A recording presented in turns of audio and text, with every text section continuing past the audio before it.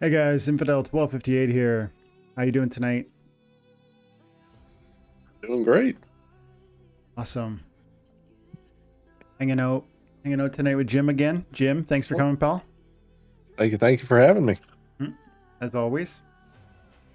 So Uh, Jim, I did not post this on, I posted it on Twitter just now, and mhm. it's popping up live in the Discord, but I didn't preset the day or the schedule. I didn't schedule it, so, maybe we'll have a slower start here in the morning or as we get going. Right. Okay, give me a Oh, second. there's Stever and Scott Bland. Nice. Scott, I got your message about the Scholar account, and I'm definitely willing to set you up with that. I think right now I have to make sure I don't have any channel members or what's it called, guild mates that want that access, but I'm pretty sure that right now I don't have anybody queued up. I was creating a list, and I meant to grab your thing and put it in my list and see where I was and if I was caught up with everybody.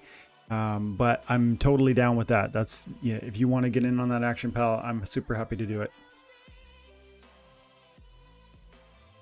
Did you ask for his referral list?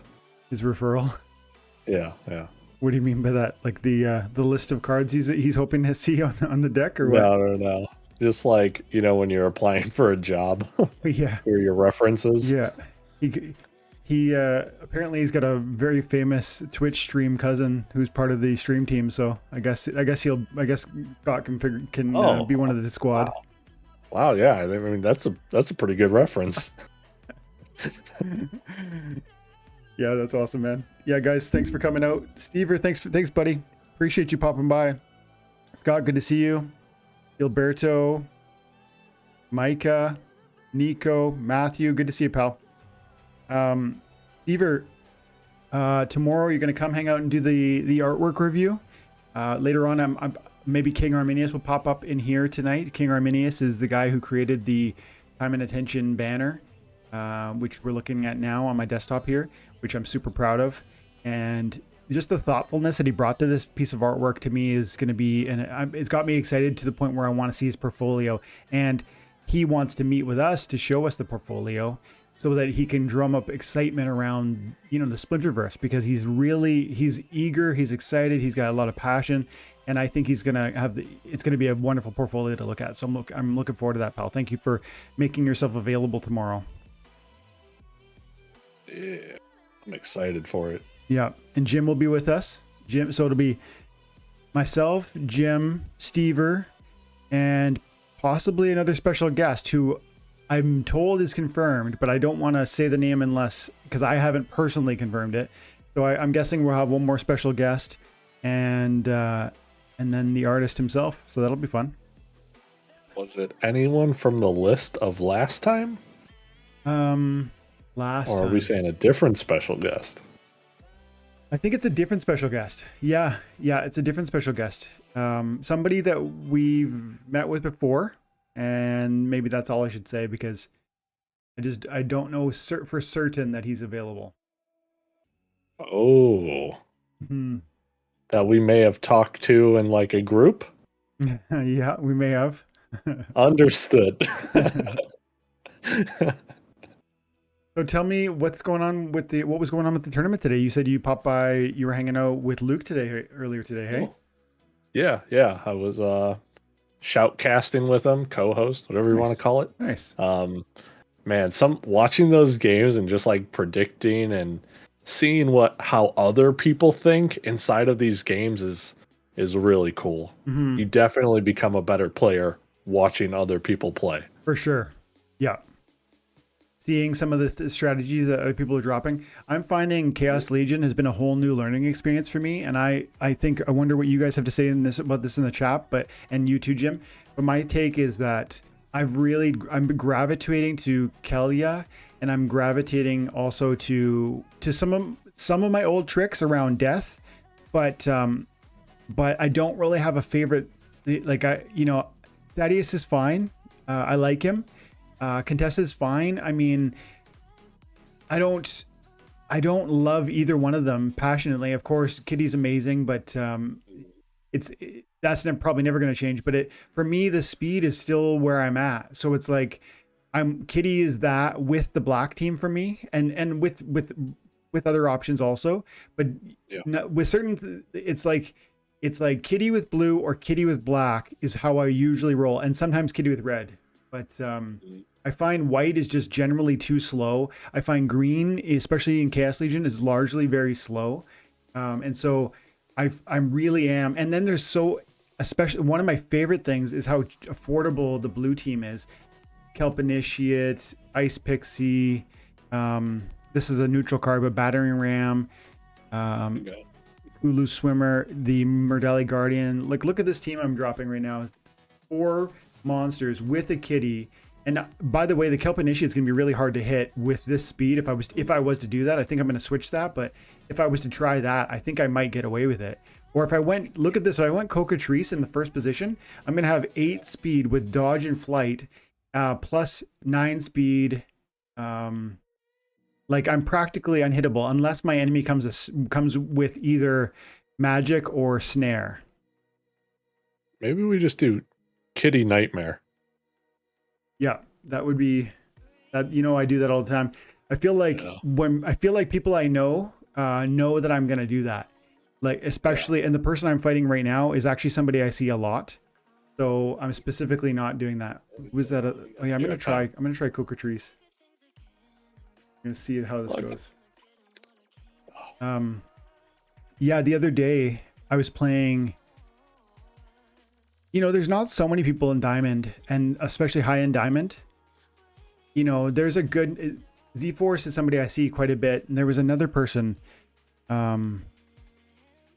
There's about 3 different names that that aren't coming to mind right at this moment, but that I see all the time. And the other day, I was facing off against one of my nemesis, let's say, and I was thinking to myself, I shouldn't pick Kitty with Nightmare. I shouldn't, because I'm pretty sure he's going to read me. He knows me. We battle all the time. I'm on the channel. I talk about how I love that. I tried it, and he just dunked on me. I can't remember what he did, but I got bodied. Mm-hmm. So the magic's gonna take me out, but hang on a second. Is it? Because I got heals, and the affliction could ruin me. The weaken is gonna bring me down to 3. And the question is, does he afflict? Also, the minus HP from Cryptmancer. You're right. So I'll be down to 2 hit points. And so right at the end of the level, even if these guys do end up missing, and this guy's going to fireball me, he's going to redemption me. Yeah. So I don't think, unless we somehow, I think Cocatrice isn't going to work, but that's okay. The Kelp Initiate's still going to be relatively resilient and very elusive, I think. We'll see. Look at the slime ball with the 3 melee attack. Ooh, did you see that? That's a redemption that worked. Wow. Yeah, because they did. Oh, they had triple weaken. Yeah. Wow, I've never actually seen such an effective redemption ever.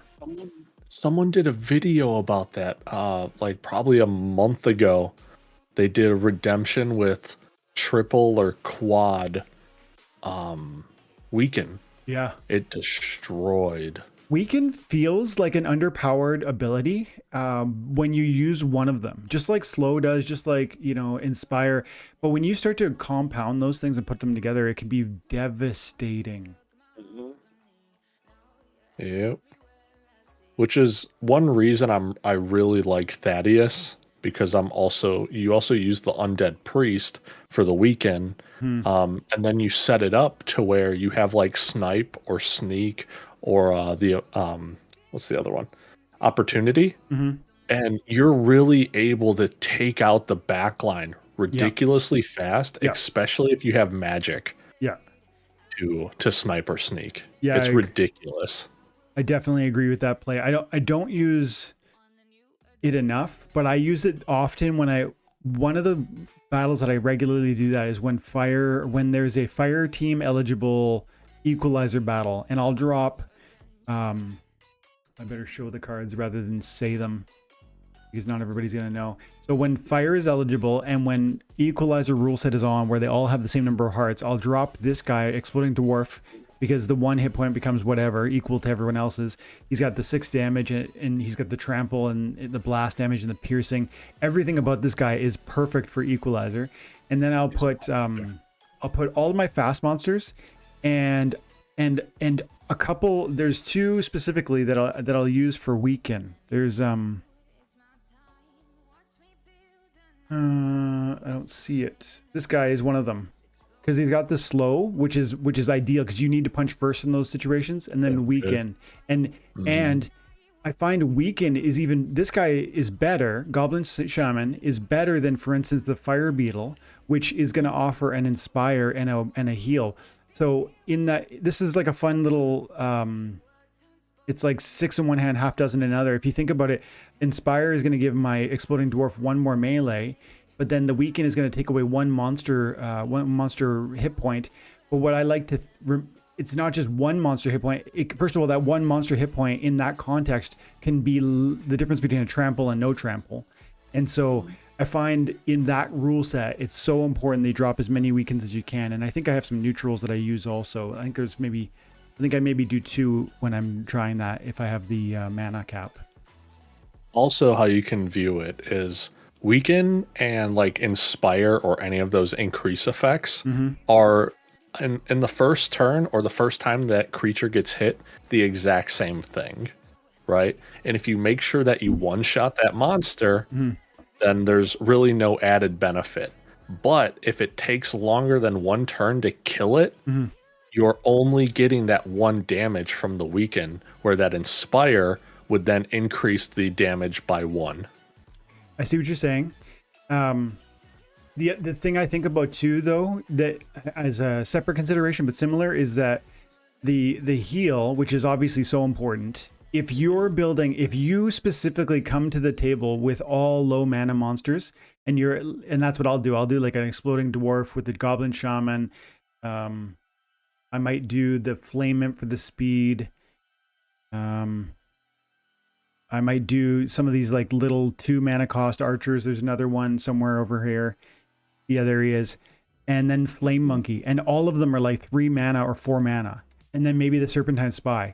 And so that can be like my full squad, and none of them has a huge amount of hit points, so you might say to yourself, bringing a Beetle Queen, it's great if you have a heal, but heals often don't really work unless you have either shield or void or something that helps your resiliency. When you have no defensive resiliency whatsoever, like the Exploding Dwarf, even if I end up getting 12 hit points or 8 hit points or something like that, a heal is probably not going to sustain me through the sort of onslaught that might come to my primary tank in a battle like that.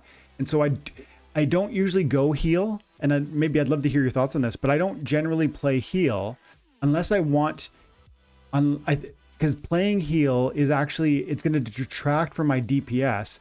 So I rather just reframe into more DPS as opposed to trying to, I guess, keep up my tank, because that's more of a long-term play. Now, I don't always exclude heals. I'm saying in certain contexts where I want to come out strong, specifically an equalizer match, like I just described, I want it to be over in the first 2 or 3 rounds. Like, I don't want to wait 10 rounds. I'm not planning on grinding out. Healers are more like, I think it's going to be a 20-round match or a 15-round match, and I need those heals and triages. What do you think about that? So for equalizer specifically, yeah, right? You don't really want to spread your damage out as much as possible, right? So increasing every single monster's stat by 1, or even if it's split, but you're doing 50% front, 50%, sneak. Yes. You're getting more damage output than reducing everything with weaken. Because now you're able to focus more, and rather than reducing that monster's HP by 1, you are now essentially reducing it by 3, because you're now having 3 creatures target that one monster. I see what you mean. All with increased attack. I see what you mean. Yeah, because if you're using an inspire, correct me if I'm wrong. You're saying if you're using multiple melees, then especially if they can focus fire one enemy tank, for instance, then it makes sense to drop an inspire because you're actually amplifying. You're taking away 3 hit points because it's 1 inspire per monster on your team. Is that what you're saying? Exactly. Yeah, that makes sense. But if you're doing like I described, which was I think 2 different archers, sometimes it's 3 archers. Usually with the fire team, it's 3 archers, 2 tanks, and then 1 usually like that weakened monster, the goblin shaman. So that's kind of a archery play with a little bit of melee, and then the question becomes: is the heal going to be worth it, or do I just go for the weakened slow, make sure I get the first punch, and then hopefully knock him out in the knockout blow.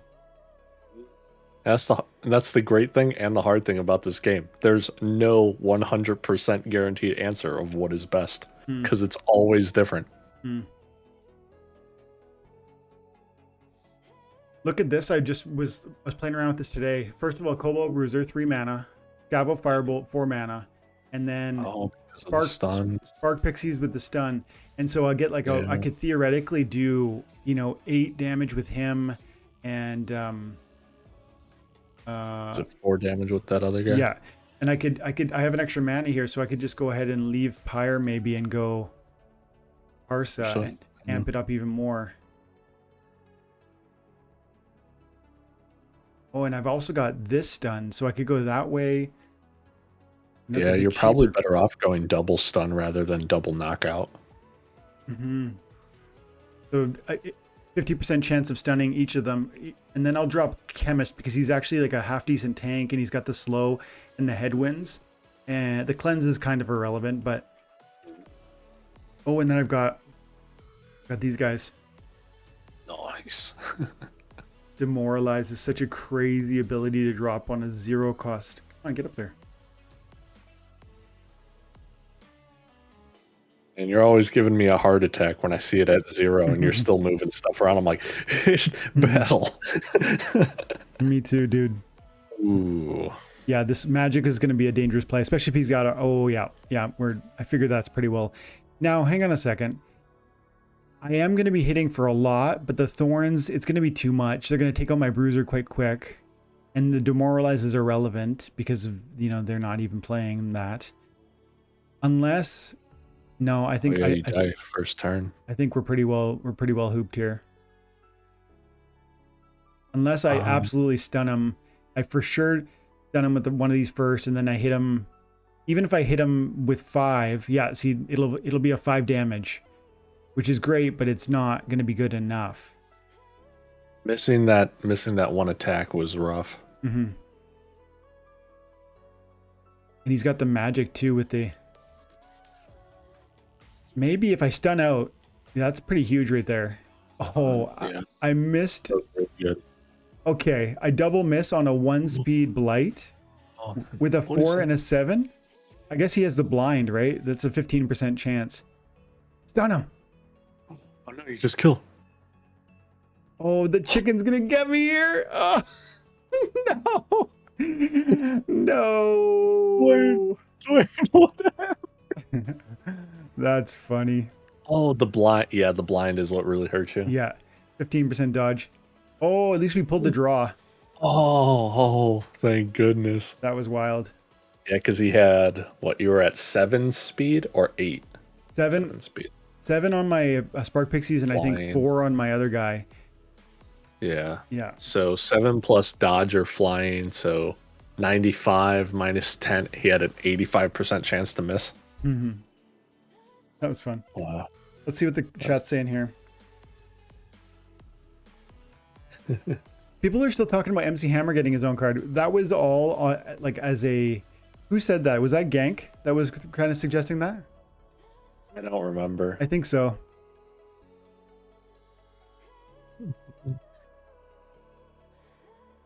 Will of D, I do not have an Alrek. I sold it a long time ago. You know how I talk about reallocating assets that you get that appreciate wildly to try and reinvest in new assets that haven't appreciated? That's what I did. I had when I started playing this game, I had all the beta summoners. And then what I did was they reached a certain threshold, and then the untamed summoners came out, and they were relatively cheap in comparison. So you could get a Bortus for, I forget what I sold my Alaric for, but whatever I sold the Alaric for, I was able to buy a max level. I sold a level 6 Alaric and I bought a level 8 Bortus, and then I had money left over. And so that's the sort of thing I'm doing all the time. And if you guys are just getting started, that's something I strongly recommend you do. You need to be very thoughtful about it, and you need to weigh it, the pros versus cons, before you pull the trigger on something like that. But those sorts of options are going to allow you to grow the utility of your deck, the collection power of your deck, and stretch the dollar that you've got in the game, right? That's actually what I did recently. I sold my gold Poseidon for 500 profit, so 1200, and I just turned it into packs and a few singles. What's the Poseidon? He's the he's yeah. water legendary. Yeah, I know him. The archery, right?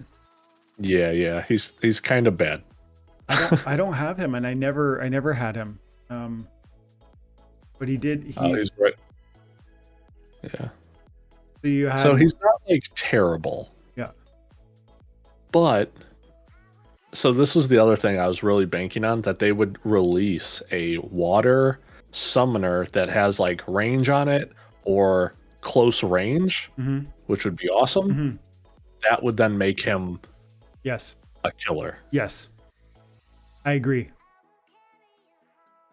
When I've spoken about Poseidon before and I talk about carry monsters, you guys know I think of the game like this. You need your summoners, then your tanks, then your carry monsters, and then your supports. That's how I imagine it. That's how I categorize it.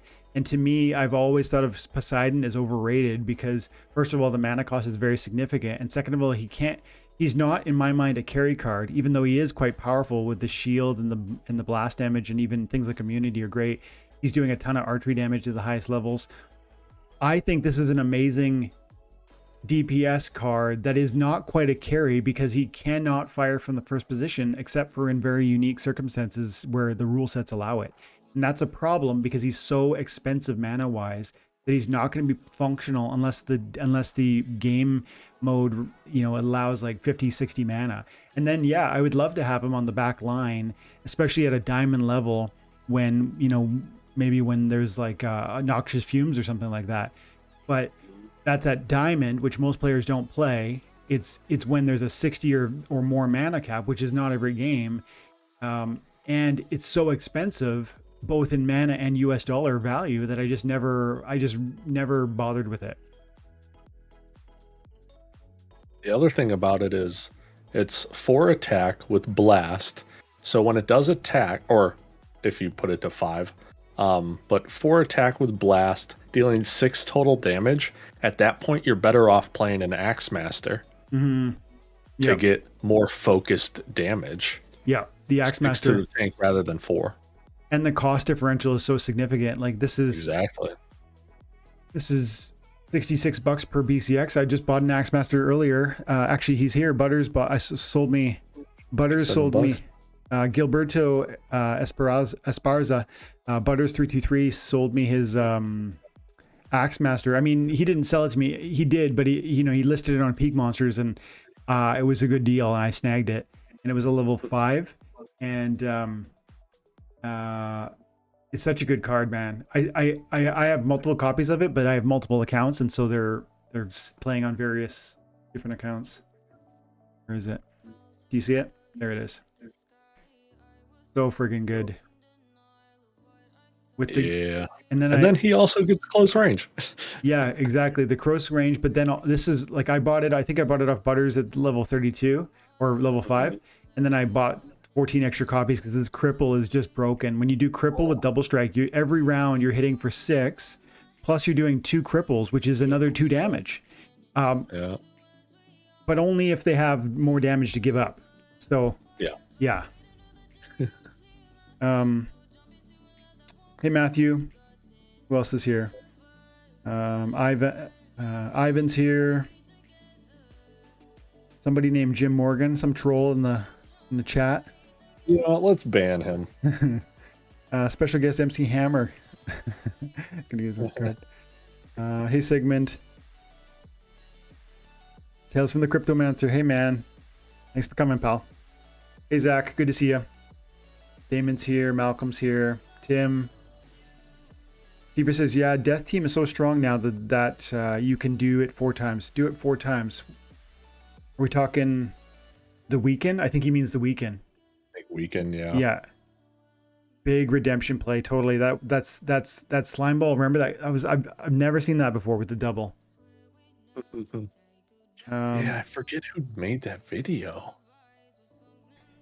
Beaver calls it out. He says, Undead Priest, Dr. Blight, Death Elemental, and the Darkest Mage, so no armor and add a redemption. Ooh, I like that with the because if the redemption just blows up the armor, then it's not doing what it really should.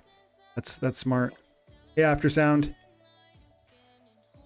Yeah, so Aftersound is here.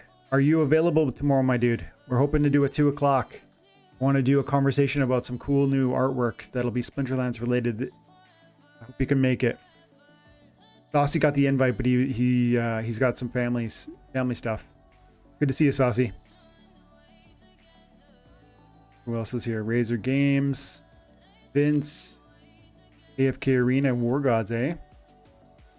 I'm so sad. I just lost 7 matches in a row and went from almost silver to bronze 2. That is brutal. Oh, Stever's talking about alphas. Jim, check this out. I don't think I shared this on my channel yet, but I was very pumped about this.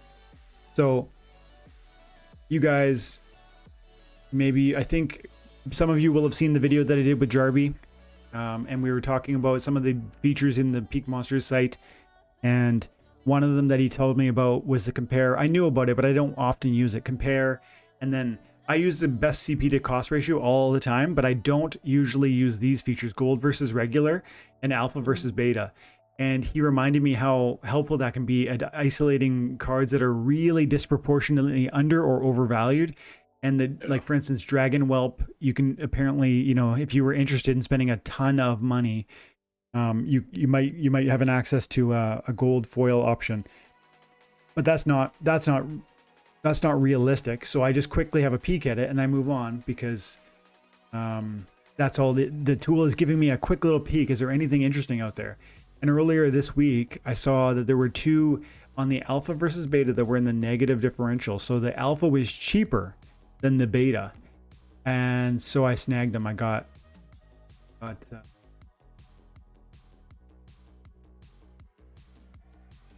bought this guy here, Silver Shield Knight at level 8 for I think $260, and it was selling for I think 400 or 360 or something for the beta, same level. And then I bought this one like a couple weeks ago. I got a couple of them, I guess. And then this one. This was $400, and I recently sold, like maybe in November or December, I sold a max level beta version of this for 1,000. So that's fine with me. The level 4 is better, of course. Level 4 has blast, which is super important, but this is 400. The other one cost me 1,000. So I feel like I'm willing to sacrifice a blast for $600. Hey, Chuni's here, and he's got a question.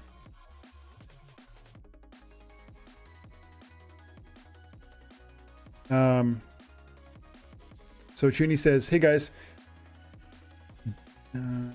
do you, if enter my line, you enter my lineup in a tourney battle and then delegate some, okay. So if I enter my lineup in a tourney battle and then delegate some of those cards before the battle begins, will those cards still play in the battle? And the answer is no. If you don't have access to the cards when the battle... So this is how I understand it. And Jim, you jump in here too if you feel I'm off at all. If you submit a battle and in a brawl or a tournament, and you have access to the cards at the time you're submitting your team, you are eligible to do so.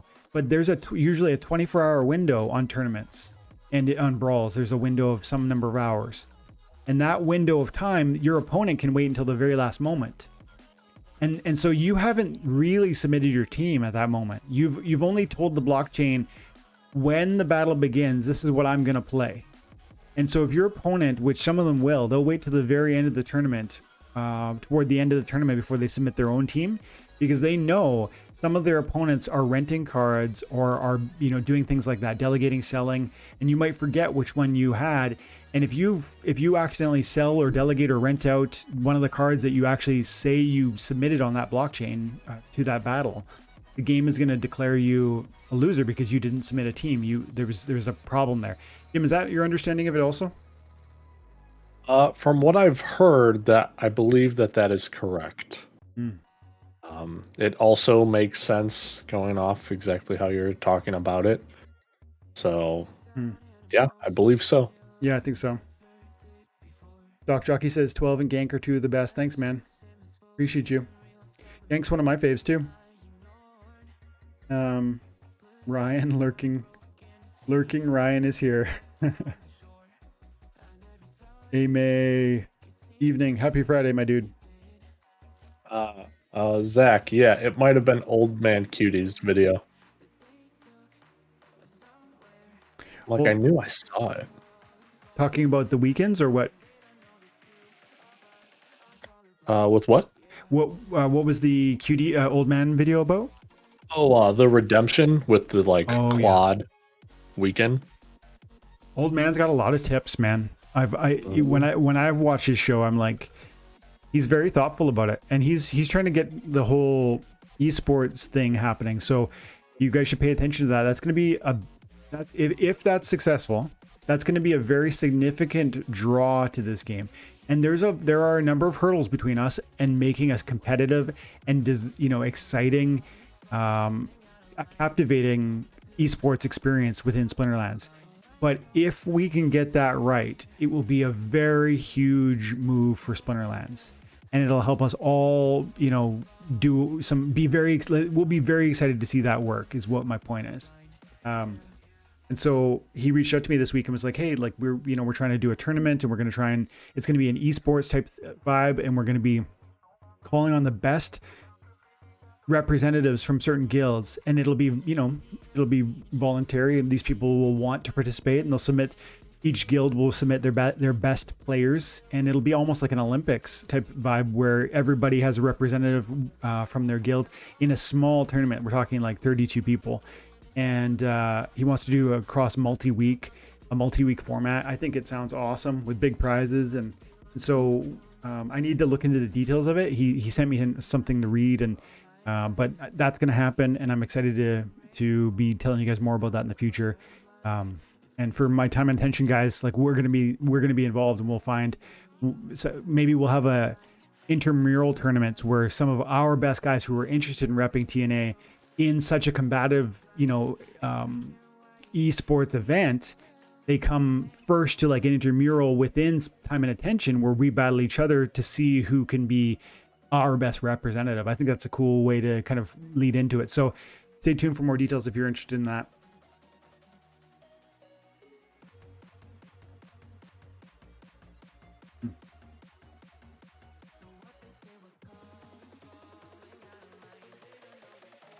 It'd be cool to have tournaments. Colton says it would be cool to have tournaments where every card is available to everyone. That way it would be truly about skill and not who can throw money around. Yeah, that makes sense, man. I think that's an element that's going to be coming. I think that's been something that's repeatedly being asked in different ways, even from a battle perspective in the game, just that we would be able to, you've got rank battle here. What if you could go here and just click on, I don't know, practice or something. Practice is not that, though. Practice is test your new strategies and practice. Like a custom. Yeah, custom. That's what it would be, wouldn't it?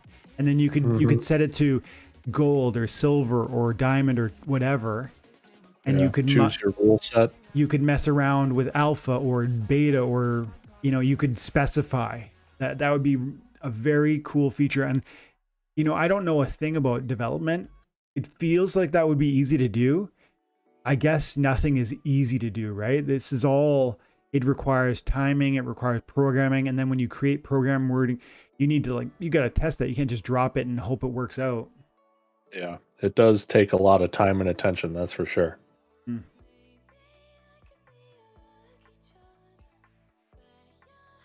Hmm. The there was actually one thing. So if we did have a custom like pool setup or a custom mapping, whatever you want to call it, um, I would really only want to run tournaments that are 99 standard all colors. 99 standard, standard rule set, Standard all rules, yeah. splinters. And why do you say that? Just because I'd want to see all the crazy stuff people could come up with. Yeah, that would be cool actually, especially for tournaments, especially for we do the time and attention tourneys, and we do, we try to make them fun, and it create opportunities for even people who have the lowest level decks to come in and have a little fun winning something with the raffle style. But it would be really cool if I could do it merit based entirely. And to the whoever, I forget who said that, but it would be totally merit based if everyone had all cards, as opposed to, even if I go in and I create a tournament that's bronze level, there's still, are you going to allow legendaries or epics, because not everybody has those. Yeah. This is one of the guys I see all the time. I don't know how to say his name. Monster. Plato is such a powerful summoner. He's one of my favorites, and I don't have him. Okay. When I first started, I remember seeing that guy cheaper than Yodin, and I was like, I love this card. Because I was playing like a lot of sneak units back then. And not to mention the Serpentine Spy. That guy is killer. The Serpent. Oh yeah, absolutely. Serpentine Spy, especially at the highest levels, has poison. I only ever got him to level 8, and now I haven't upgraded him, but he's so nasty. I honestly feel like it's not even needed. The poison? Yeah. Unless he's attacking a tank, but like with opportunity, he's most likely not. I like this play a lot. Can I do it? I can. Nice. So, Serpentine Soldier, Venari Heatspith, Thorns with the Amplify, Scavo Hireling, which has camo, and he obviously is providing heal. Actually, I can put him there because he's got camo. And then I might want to do... I'm gonna say they do have, everyone does have sneak, or melee has sneak. So I could maybe go like this, because everyone's got sneak. Oh, I gotta hurry.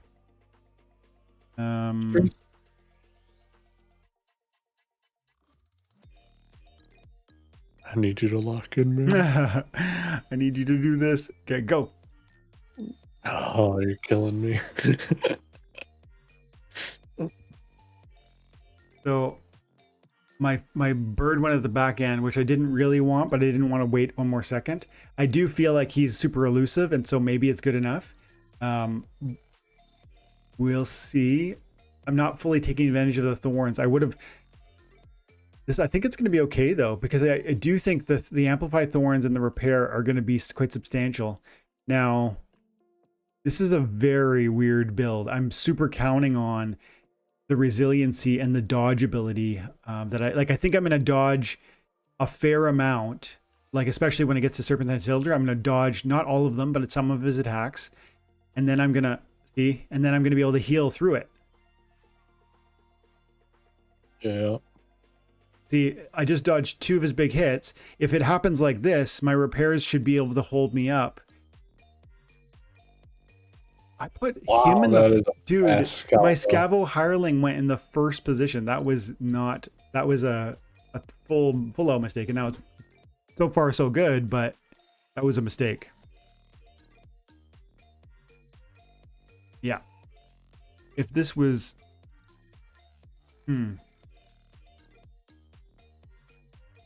Yeah. Now they're still going to get through.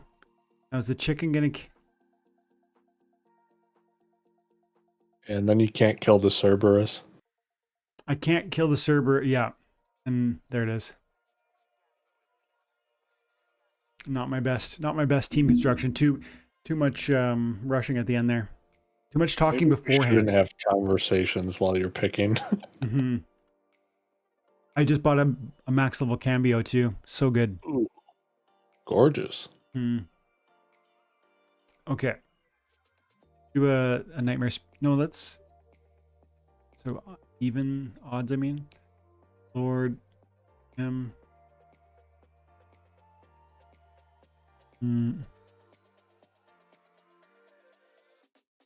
This combination is so destructive. As long as he doesn't throw a crazy amount of magic at me, but I don't know that there's not really a ton of magic on. Ooh, I'm gonna throw my max level Jin Murat. This will be my first time playing my max level Jin Murat, and then maybe that. This card's so powerful too, though. The Soul Stranger with 3 mana, with the poison and the 4 archery damage. Hey, quick question: why Contessa over Thaddeus? Why Contessa over Thaddeus? Yeah, that's a good. I mean, I think I picked it out of just not knowing how many mana I would require. But you're right. Okay. Like in this context, with having 1 mana left, I'm gonna quickly revert and go over and grab it. Yeah, sometimes if I don't really know what I'm gonna do, and I feel like perhaps mana might be a problem, I'll make that. I'll save on my summoners. Creeping Ooze or the Shadowy Presence. The Presence is going to give me 2 melee, and actually I think I want the Strengthen. Yeah, that's going to be really good for the Gorladon and Lord. Mm-hmm. And especially the Gorladon. Well, yeah, both of them with the Enrage. Yeah, good call on the Thaddeus, because the magic is going to help out my... Well, it didn't matter, but magic is obviously one of Lord LOD's biggest weaknesses. So... hang on a second. I mean, this is not scaring to me at all. These guys could be a real problem. It's possible I dodge, but it's not very probable. Interesting. Oh, hey, Ian Favel, subscribe to the channel. Thanks, man. Your Lyra is going to kill their 3 attack range first. Nice. I mean, that one is so slow that it probably wouldn't have been a problem anyways. But still, that's nice.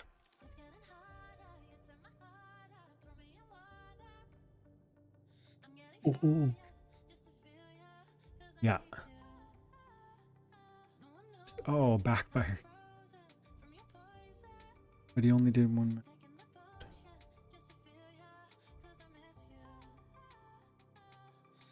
Beautiful.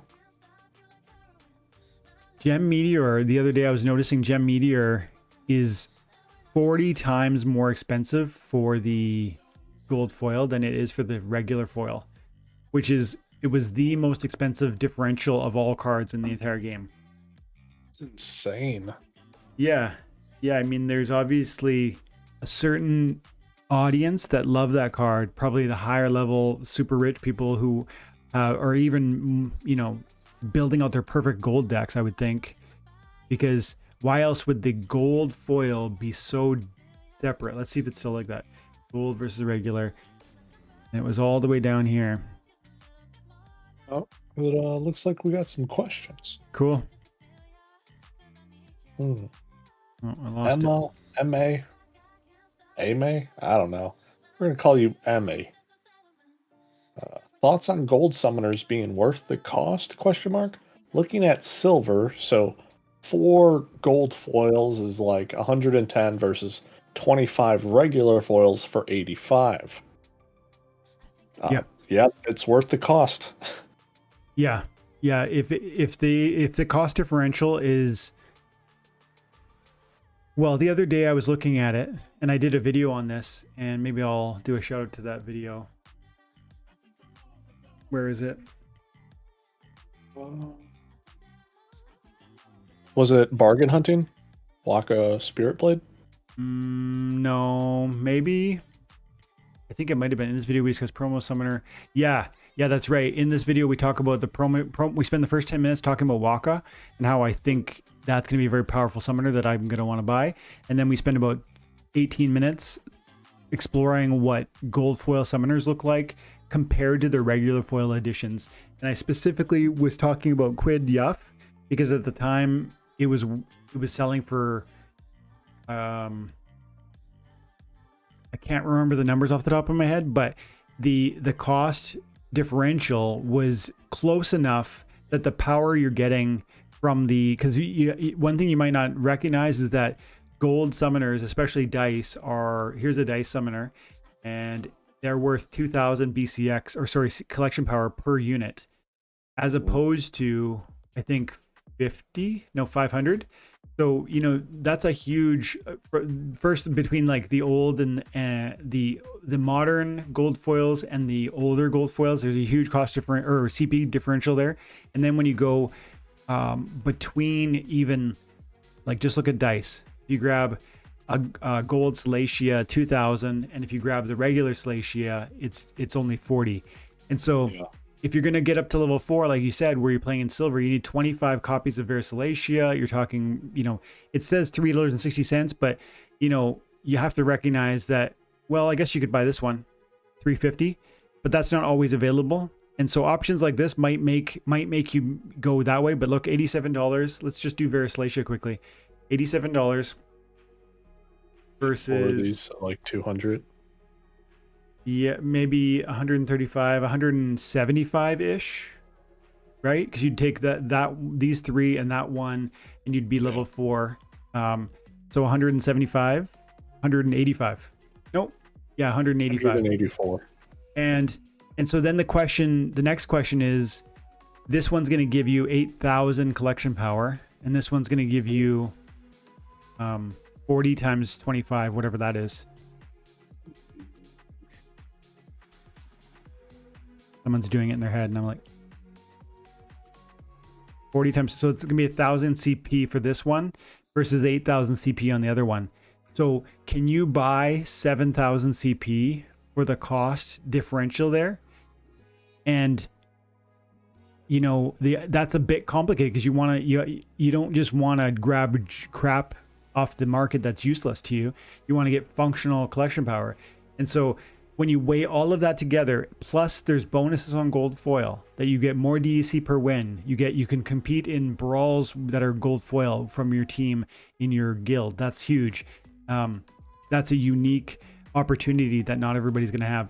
Gold foil tournaments, all of these things are opportunities that make it very interesting to have a gold foil, but you need to measure it, right? You need to weigh the pros and the cons. Also, in this specific one for Salacia Gold versus non-foil, the non-foil was what we said, 85, and the other one was 184. Yes. So for about $100 more, you'd actually be able to get close to 15,000 additional power if you were just looking to buy power. If you're getting your cheap power. Yeah. So that's a really important way to look at it. But then you would also want to say to yourself, do I want cheap power, like Jim's saying? Cheap meaning just whatever is out there. You go to the compare window, and you go to that CP to cost ratio, and you're going to open up your filter so it's looking at everything, and it's like the cheapest cards. You don't care what it is, Naga Assassin, Bonesmith, Seedsmith. But my question to you would be, can you use those at all? And if you can't use them, like if you're buying them strictly for collection power, it's better if you could get cards that are like, okay, so you're buying a Salacia. Why don't you focus on water, maybe dragon and neutral, because you're probably going to have a dragon summoner, and that'll work with your blue summoner or your water units, and neutral, because those will work with your blue summoner too. And then this might give you a more clear idea of what the CP for you would be, the CP cost ratio, and maybe you add the other splinters that you happen to have. So you want to fully think that through, because you don't really want to buy $100 worth of crappy CP that you don't want. Yes, it can be a helpful way to push yourself up into higher leagues, but it would be great if you were simultaneously buying cards that you can use and that are adding collection power. Good question. You definitely like to look at it more of how to make the best overall competitive decks that you can. And I'm just like, farm those airdrop points. Mm-hmm. While still also building a strong deck. But, yeah. Because farming the airdrop points is super important, you're right. But then you get into a conversation of, well, CP's not effective from compared to DEC, and it's like, well, I should just hold DEC.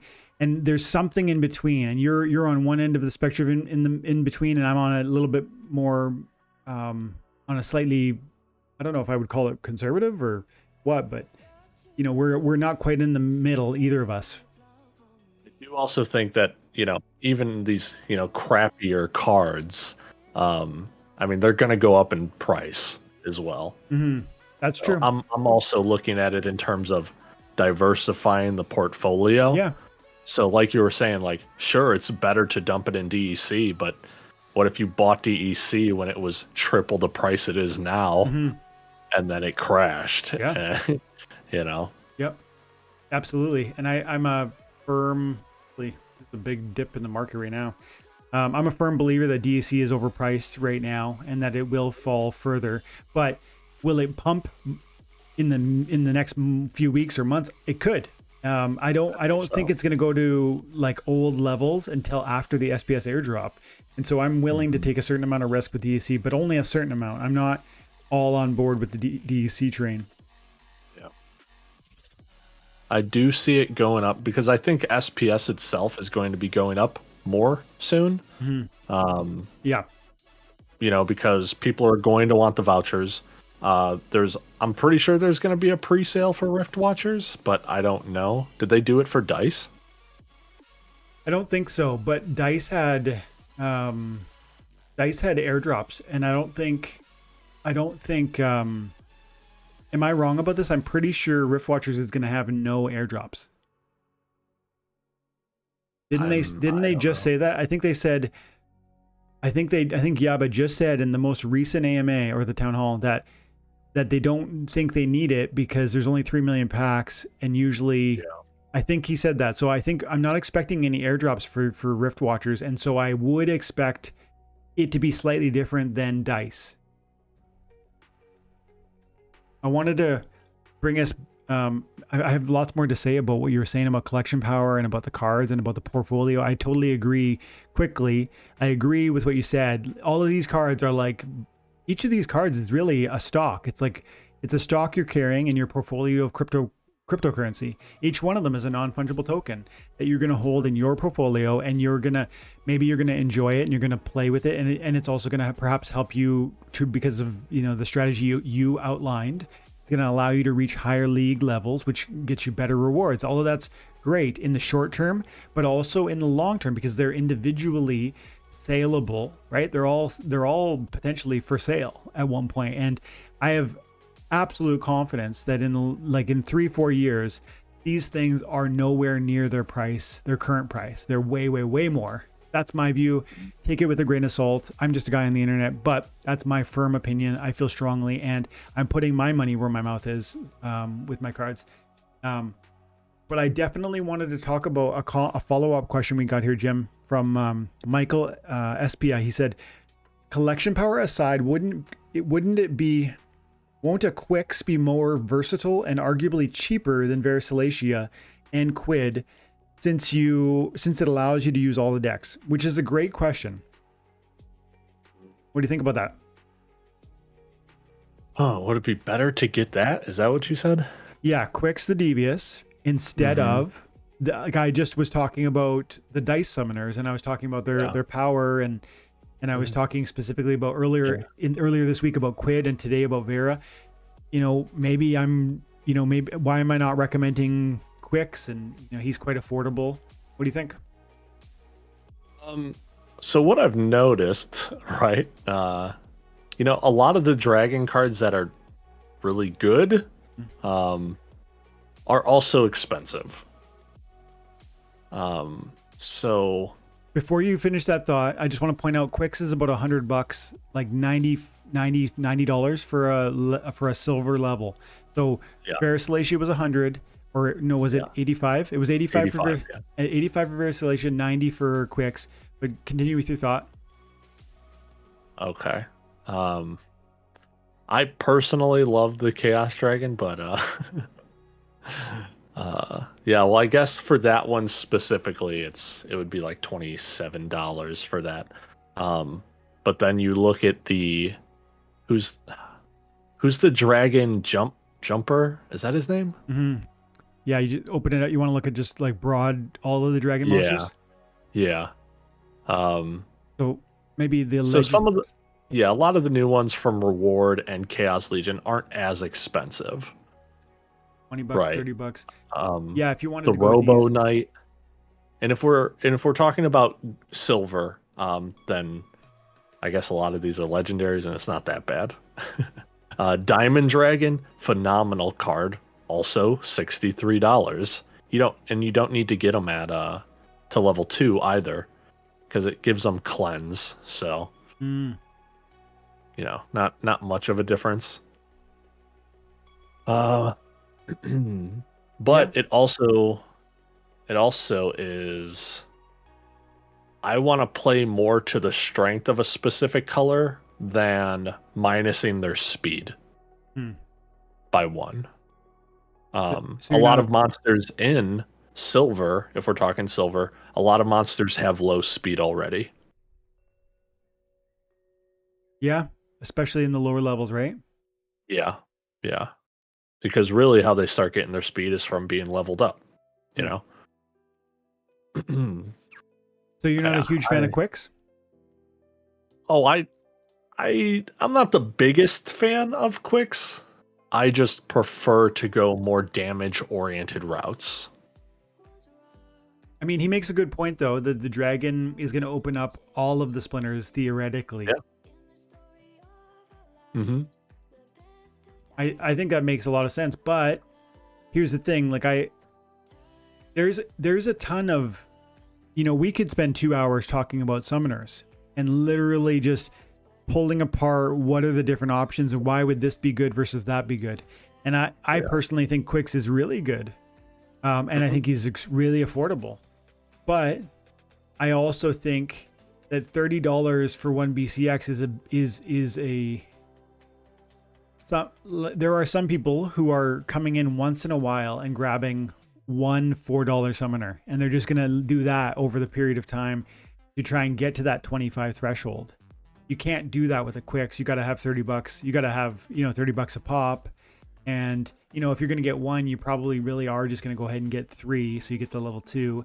So, if you're sitting on $100, that's it would be a strong consideration for me. But to your point, Jim, I would want to know what sort of dragon cards you had and what sort of other cards you have, because yes, it's really awesome to have a dragon summoner. But this isn't necessarily the first one I would reach for, even though it is affordable, because there happens to be some really good other summoners out there that are not Chaos Legion. This one continues to be affordable. Kretch Televor, which is a reward card, and it's epic, and it's 3 mana with no ability.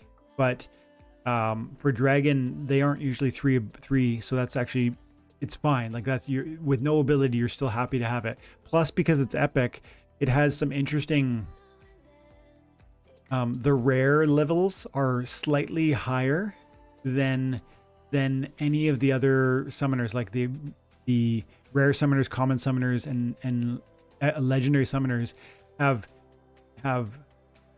lower level caps for their rare monsters than the epics do. And so it's actually only in bronze tier. Is it bronze? No, I think it's in gold too. Is it gold? Yeah, I used to be. I think it might be at every. Let's have a peek at it. I think it might be every level because I used to use it in gold.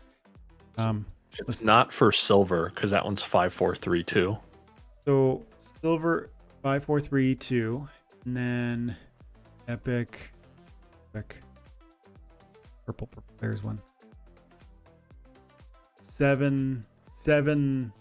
Hang on. No, okay, it'd be 5432. You're right. And then in gold, what level? I'm pretty sure you're allowed. No, I know you're allowed a level 5 in gold, which is level 7 rare, and it's only level 6. It's only level 6 rare with the. See this with the level 6 goes up to gold, and you can only do a level 6. So it has some unique leveling features that can potentially help you out. So epics are interesting, and gold. And for some reason, Kretch just never gets any love, and he's been around for a long time. But he's actually very affordable. this one right here, level 3, he's epic, remember? So that would be silver level, wouldn't it? For silver. He's an epic. Yes. So that's a silver level summoner for $65. So right there, like that's going to be $23 cheaper than Quicks and $20 cheaper than someone's going to buy it like right now, and you should. Like that's a really good deal. I think Kretsch gets a bad rep because you think about when he came out with all those other level 3 summoners that all had abilities. And then, you also look at the other betas dragons that were, I believe they were 3 mana, also had abilities. Beta? Was it beta? Oh, I know who you mean. You mean the dragon summoners like Camilla and yeah. Daria. Yeah. Oh, they were rewards and promos. Okay. Yeah. Or whatever they were. So and yeah, okay, so those were 4, I guess. But you compare them to when these other summoners were free with 3 cost and plus abilities. Yeah, like Camilla. But Camilla's legendary. And okay. And so sometimes you can't play legendaries, but also Camilla used to be I was buying and selling Camilla when it was $3 a BCX. And and this one when it was like $1, I think. So I mean these all were so I think this whole game changes so rapidly and certain cards fall in between the cracks. And that's why bargain hunting is a skill you guys need to learn, not just relying on my videos, but coming in here regularly and exploring the marketplace with your own time and money, because that Kretsch is an excellent option for anybody who is trying to get started in this game. That was significantly cheaper than the other options for the silver level. And it wasn't just the one option either. Like that one was cheap, but this one's affordable. I mean, on card price, so there's only 4 of them. It's smaller. For BCX, it's not that different. Yeah, it's a level 2, so that would be. It's a level 2, so it's more of a bronze warrior. But it's $27. Which he does get for 3 rares. So. Yeah.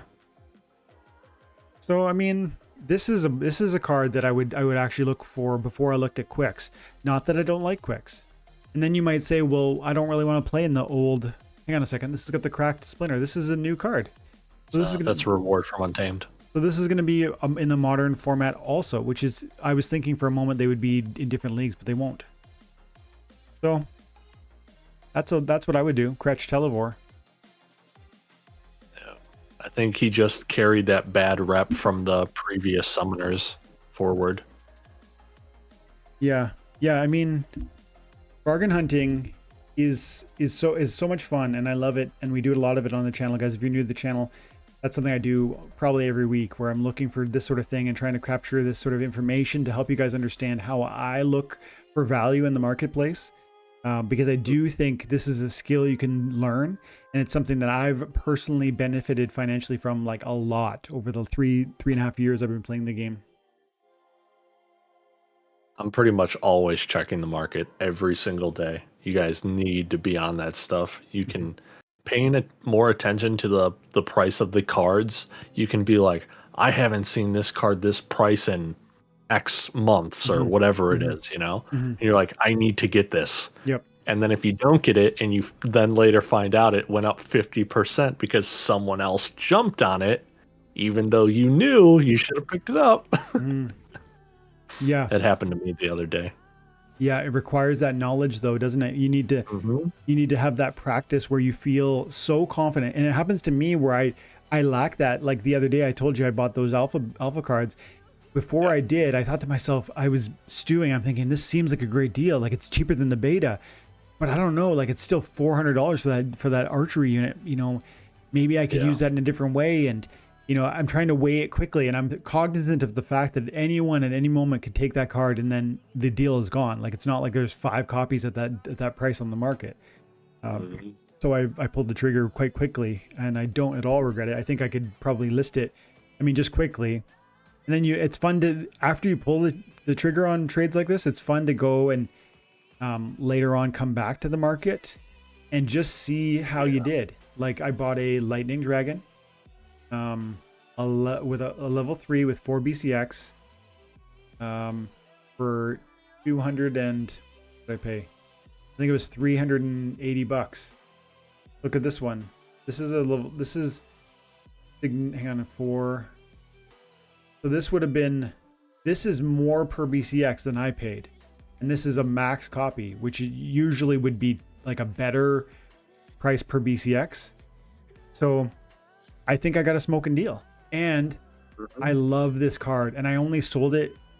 When I sold it, I did so in order to get ready for Chaos Legion, and I let go of that card even though I love it, and it works so well with Kitty, but I really want that stun. I've missed it ever since. The piercing is so important. The blast is absolutely. I wish I still had the highest level. Maybe one day I'll just come in here. Piercing is gorgeous. The blast with piercing, that is amazing. Yes, sir. Yes, sir.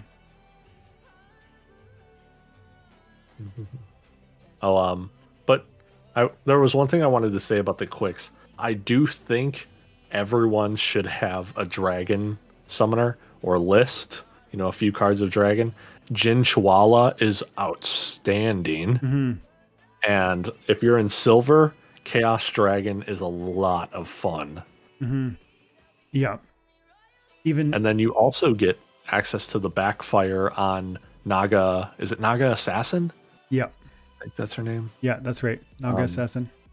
Yeah, so then you also get access to the backfire in silver as well. Twilight Basilisk is a really powerful, starting at gold really, but because I like it. No, actually level 5 is cool in silver, isn't it? For silver. I always forget this. Level 5 for rare. Is that true?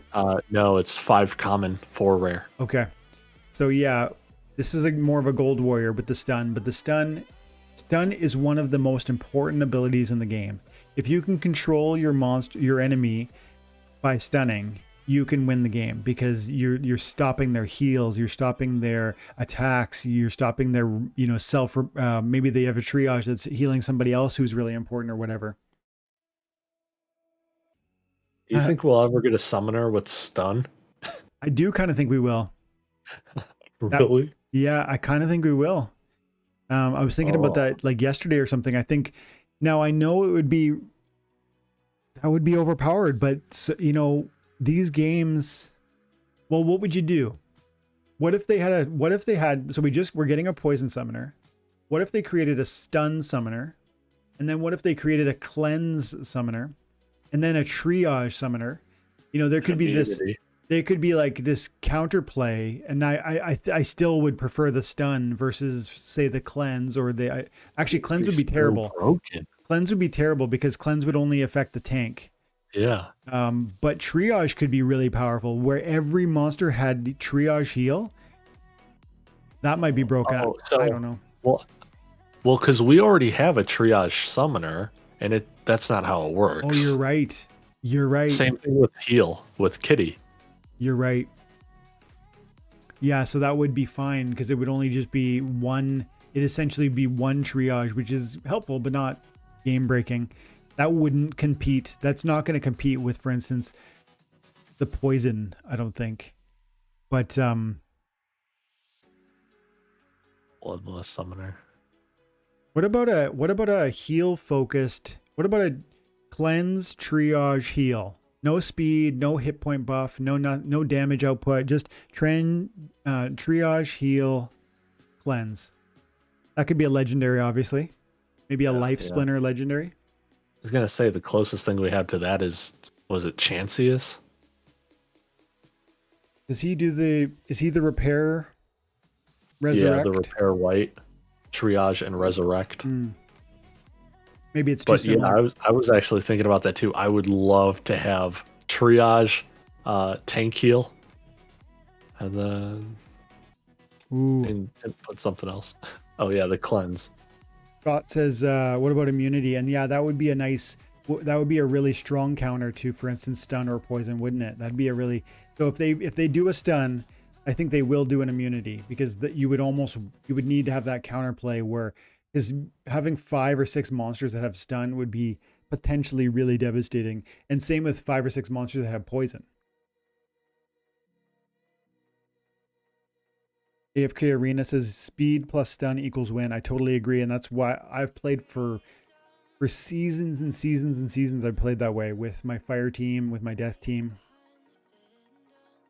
Bloodless Summoner, I still think it could happen. People kind of were dropping comments in my last video with Llama saying, no way, no way, no way. I mean, the Bloodlust is only really powerful once one monster gets it and kills more than one other opponent. If it ends up being a situation where your tank gets a kill, your opportunity monster gets a kill, yeah, they're gonna all be bloodlusting theoretically, but you know, I'm not convinced that that would necessarily be broken. Maybe I'm wrong. It would have to be tested, but I'm not convinced it would be broken. Yeah, I don't think it would be broken, but I think it would be very strong. Just like how I don't think Grum himself is broken. He's very strong, but I don't know how many times I set up my Grum comp and I just get destroyed. Yeah. Yeah, same here. That's the cool thing about this game. And didn't you say it earlier, Jim, where it's like there's so many ways to play the game that there's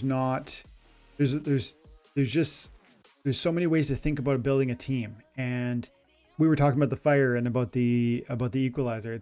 There's just too many cool ways to express your creativity and to think it through, not to mention to build your deck. Yeah. There's no best way. I'm really excited to try and make champ this season, but I've been getting smacked a little bit in diamond. I climbed halfway up, smacked halfway up, like into diamond 1. Yeah. Oh. There's another question. I wish I had my Eastwood. I'm delegating. I've got a max level Eastwood, and if I had it, I would drop my Eastwood with my Kron.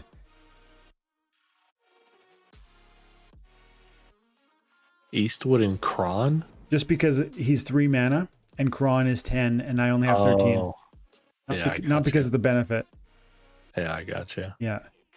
I would love to do Obsidian with Kron is actually crazy because that extra 1 gets amped up with the last stand. Puts it to 6 damage, right? I forget how much, but it's pretty nasty. Yeah. Okay, I think I'm gonna go General Sloan with this guy here. Then maybe hopefully doesn't do, if he brings an affliction, I don't know what he could. I feel like lately I'm not having I love this card and I'm playing it a lot. It's not working a lot. I'm getting smacked around kind of, but I love it. So I'm gonna keep trying until I figure out how best to utilize it. 13 mana. What I like to do around 13 mana is 10 mana would go to the summoner along with the double attacker, Arbalist. And then I set up like bodies in front of it. So the 2-drop Conjurer, any 1-drops, any 0-drops you got. Mm-hmm. Especially here, since there's no sneak and snipe, you would just get so much damage output. So instead of doing a Hero of Beyond, you would have dropped the Arbalist for the same mana cost, right? 7 mana. I believe he's 6 mana, so he's even 1 cheaper. Mm-hmm. Yeah, I like that play. I like that play especially when there's a low mana match and where everyone has Holy Shield or whatever it's called. Yeah, the Divine Protection. Yeah. But I like this play because Hero of Beyond with the Sloan buff is actually quite nasty. Although this guy, green is, in my opinion, lately I've been talking about how effective you can play blue with a low mana match. I find green is the king of low mana matches with the failed summoner that's so powerful. The brownie, which is, synergizing really well with one of the best opportunity monsters in the game, which by the way is not even very expensive. I was looking at this card the other day. It's like, this is one of the best opportunity monsters in the game. At the highest levels, it's got Scavenge and 3 and the speed. It's amazing. And this guy here with the triage and the tank heal, I don't know how I get through this because there's just going to be too much he's going to be dropping 4 set. Oh, that's opportunity. Yeah, he's gonna obliterate You me. don't even kill him I because don't- he's healing for 3. And by the time they get through all this stuff and I go last stand, it's the failed summoner will still be standing. And so that is just, I'm not going to do enough. Yeah. Another thing with the 6 or 7 mana, there is the 1-drop range unit from Dice for white. So for 1 mana, you can get off 2 attack, along with then the Arbalest to go to 3 attack twice, and then you're hitting for 8 on 6, 7, 11 mana. That's pretty good. That's crazy. 11 mana dropping that much damage. Yeah. I think I really like life and low mana. That's what I've been doing a lot lately. Life and low mana. Yeah. Yeah. Well, I'm gonna try to play my favorite team and win my way into diamond or into champ here. So we'll go Does blue. that mean death? No, now it's blue. So yes, death is amazing, and it's 1-2 now. But Kelia is my number 1, and it goes something like this, a little something like this. Oh, but I can only. Okay, that's okay.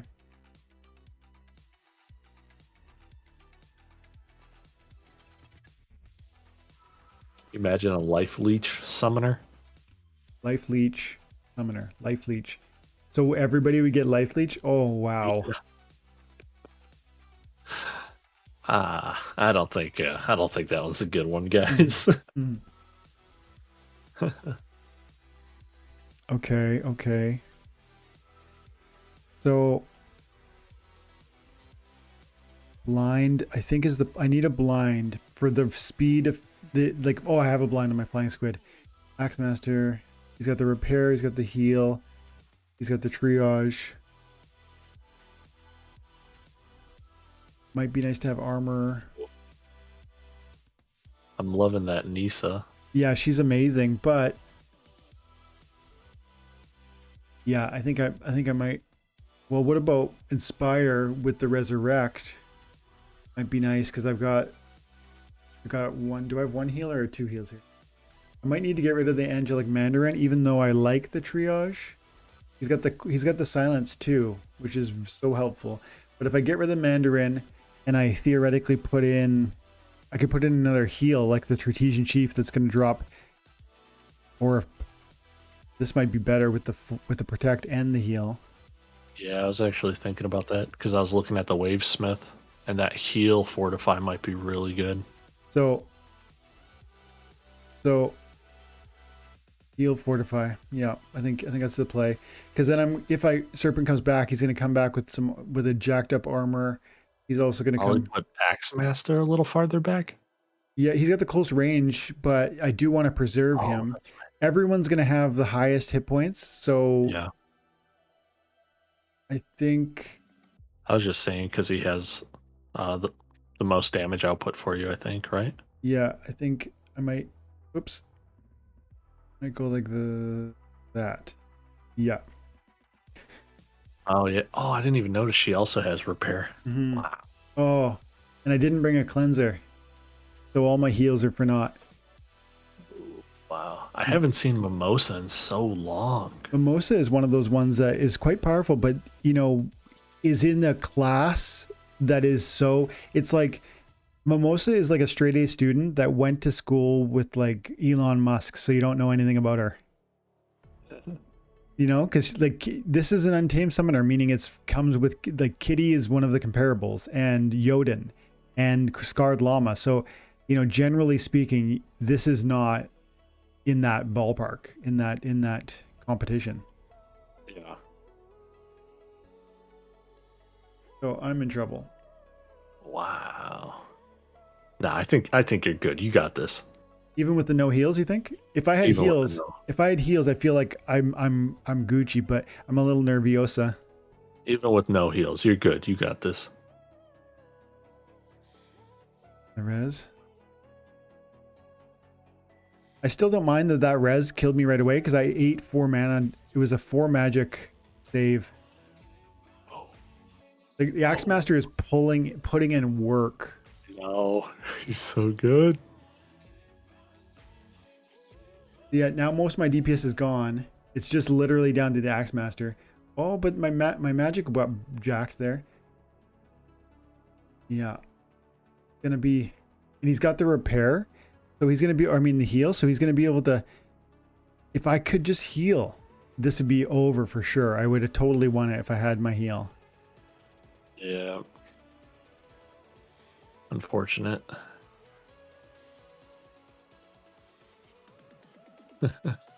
Legendary Summoner plus speed, phase, and backfire. Speed, phase, backfire. Wow. Even just backfire and speed would be really amazing. Yuki, whose Mimosa description? What was your Mimosa description? Mine? Yeah. I think I said Mimosa is like a straight A student that went to school with Elon Musk, so you don't know anything about her.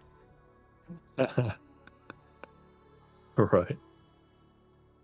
And he says, Dwayne, have you ever had more than one row of buffs and debuffs above your cards?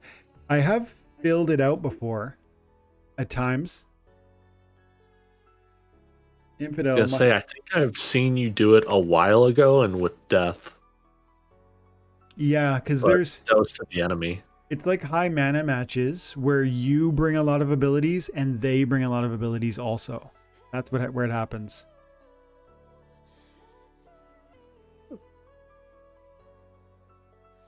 Any other questions, other guys? Infidel, my go-to blue team, Oceanus, Flying Squid. Yeah, I love those two together. Narisa Tridon, sure, that makes sense. Wavesmith, yep. Deep Lurker. Deep Lurker's really, really good, but I like to do Deep Lurker when I'm focusing on melee. Like, I like to go 5 or 6 melee or 5 or 6 magic. I don't like to too much mix it up, although sometimes, of course, I do sometimes. And he finishes it off with the Pelacor Bandit. So he's doing like an opportunity, a sneak, 3 magics, and a melee from the front. I think it's a really fast team. I think it's probably quite powerful. I don't usually do that combo, but I like it. Jordan, if you swap out the Deep Lurker for the Axe Master, you'll get a lot more tank damage, especially since your first 4 monsters are going after tank. You would just destroy every single frontliner first turn. My opponent has a very limited deck compared to me, so I should. He's probably gonna. He can play anything of his favorites, but he's gonna play Dragon because this is his main. He's got quite a few options with it. I think opportunity might be something I could try here. Okay, so melee only. Slow goes first. I'm running out of time. He's gonna do something like that then with the Chihuahua, the Manticore, and the Dragon Jumper, and then maybe he brings out the Feral Spirit. So he's gonna do a sneak attack for sure. Okay. So I want Kitty, so I fire first, and then actually slow. It's gotta go slow. So let's go Tarsa.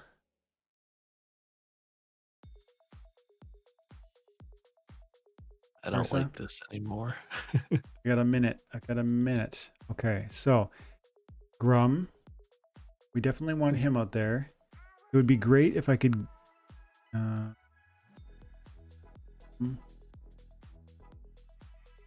Slow goes first. Your Sandworm is so fast. I know. I gotta be quick about this. I need the Flame Monkey specifically for the repair option, even though he is gonna impede my speed or whatever. I'm gonna put Forgotten One in the back as like a retaliate opportunity to try and help out, and it might be wise to do a disintegrator just for the melee nerf. No, I need a second to last because it has retaliate. I need a secondary tank in the. I gotta try. I gotta go. Really though? I think so because I don't want Grum to be hitting armor. Oh, okay. Okay, I get you. So, yeah, Chihuahua Manticore and then a sneak play. He's got the taunt, so that's going to be a distraction to me. But my retaliate hopefully is going to help me on some of the sneak stuff. And I am 2 speed versus his 4, so maybe that works out in my favor. Although his poison, I'm immune, so I'm not going to get poisoned. We'll see how that works. And then hopefully my repair is going to help my enchanted defender kill off the jumper.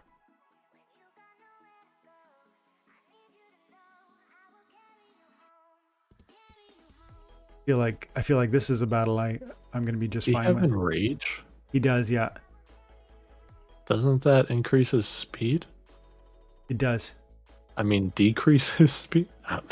Enrage increases your speed. Yeah. But in Bloodlust is the one that reduces. That's right. Yeah, we're going to be just fine. Busted. Oh, the enchanted golem. Oh my goodness. He can't kill it. And he died to thorns. There it is. Wow. You countered that taunt in the back line. Mm-hmm. Yeah, like as soon as I knew he had a limited deck, right? And it was like he's going to do a sneak opportunity. You got to bring out the enchanted defender and then the repair. All right. Shuni asks, when there are 2 rule sets for a battle, are there any you consistently prioritize over another? I do always look at the rule sets, and then there is always a rule set that grabs my attention, but there's not a way for me to clearly tell you that without seeing every possible combination. Like in this context, I don't really care that there's no neutrals. Sneak attack this is pivotal. This is going to be changing the game drastically. And then I have to start thinking about how do I play in a sneak attack rule set in the context of a 19 mana with these monsters. And to some extent, I'm thinking, okay, I can't play any neutrals, but that's almost incidental. And so the real trick is playing a 19 mana cap, which is relatively small, where you want to put a sneak attack defense, but you also need to put a forward defense, which is really difficult in 19 mana. So sometimes I just ignore it. And I'll just, hopefully I'm going to punch first, which is what we could try with the dragon. And then it's also helpful if you can analyze what your opponent's doing, and he might try a Jotun, but that, I don't think you think he'll try? I think he'll go Lorna Shine because that stupid shield is so powerful. And look at this team in particular. They're very inexpensive monsters. He could do something like that quite easily. Okay, so... Oh, wait, no. He can't do Lorna Shine. White is banned. Oh, good. Okay. So sometimes I find that people I'll build for a sneak attack play and they'll do a magic play and then they'll just gobble me up. I didn't see that he was really trying that a lot, so he'll probably go red. I think I might go. I'm gonna do correctly what I should have actually. I'm either gonna go Serpentine, like Fire Team with Thoughts of Thorns, or Black Team with Nightmare and Kitty. If I do that, I could potentially dodge most things, but even that's like a 90. That's not. I don't love that actually. I'm gonna do what I was trying to do earlier, which I feel very positive about this. Oh, but it's no neutrals, and I wanted a neutral monster. It's okay. Monkey. I can bring, but he can get opportunity attacked, which isn't ideal, but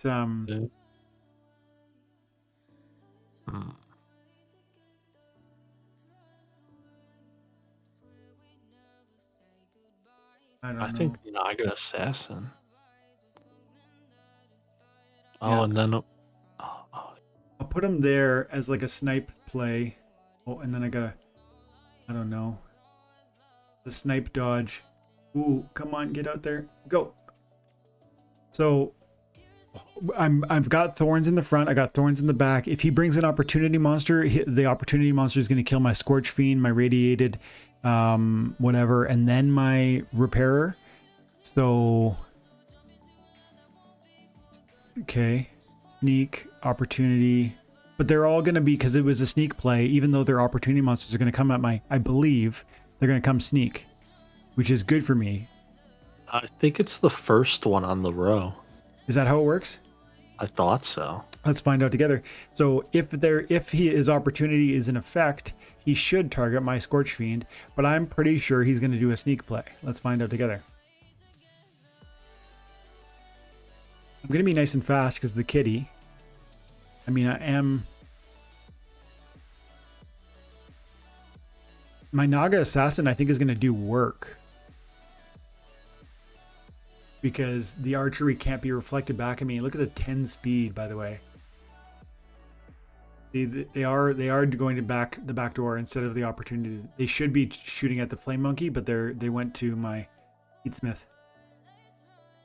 Which is great. Oh, I was hoping. Wow. That was huge. That's okay. We killed him. That was the one I wanted to kill because. What? And I didn't backfire? Are you kidding me? I have 9 speed. He better miss me. Yes, that's huge. Come on. I need this. I need this miss. Okay, good. This was a really cool match. This was down to the wire. Wow. It wasn't even close. Good call for the Naga. That was a clutch archery unit that helped me out there a lot.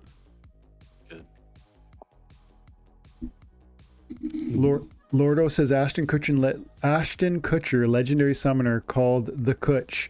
Art looks like Ashton, but as a punk.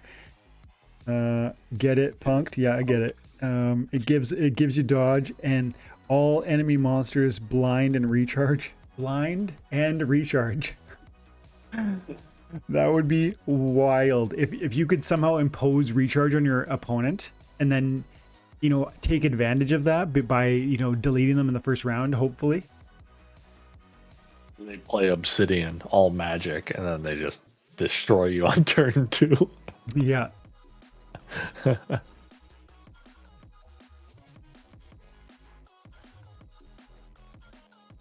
That'd be really funny. Saw a comment earlier from... I lost it. It was forever ago. From Scott. It was something relevant to what we're talking about, but I lost it. Find it later. See if we can go get a little win streak happening. Where are you at in the league in the season? This season there, Jim? Still down there in silver? I'm chilling at a solid 2,400. Okay. Is that gold? Yeah, the rating's gold, yeah. I'm just chilling in silver one. Got you. And are you trying to battle for higher silver or what? I don't know if I'm going to see more players if I go to gold 3, so I'm kind of not really wanting to fight in gold right now in case someone's like, here's a level 8 common. Price wise, I'm not ready for gold. Okay, so logos for so to carry on with Chuni's question, in this context, these are two very important pivotal rule sets. Slow goes first is the one that I'm more concerned about, because if I drop Kitty and some really fast monsters, I'm going to be at a huge disadvantage. This one is more important for that reason. Now, sniper or the target practice is very helpful, especially in bigger mana matches where you are going to be able to drop some really high-powered archery units. But I'm just going to ignore this altogether, and I'm just going to go melee slow. And so I'm going to focus on Tarsa, and I'm going to get the man, the myth, the legend. And then I need... Got a minute left. Ooh, you could also drop Caladoom. Oh, no, you can't. And that goes to 26.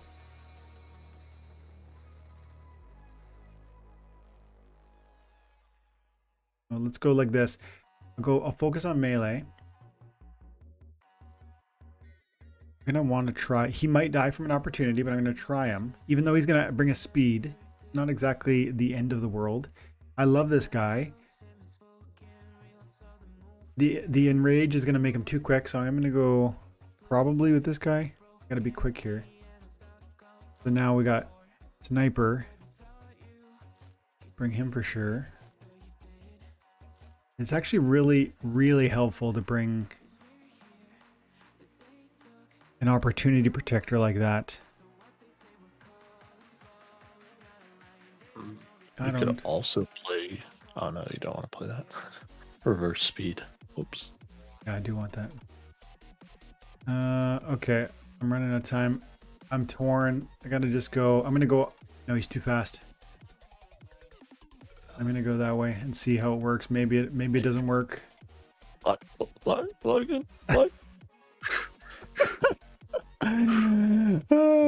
I know that feeling. I feel it too. I can hear like do do do. Do you ever play? You play a lot of board games. Do you ever play Trivial Pursuit? Not Trivial Pursuit. Sorry. Categories. Yeah. I don't know if I've played Categories. It's a fun game. Anybody out there ever play Categories?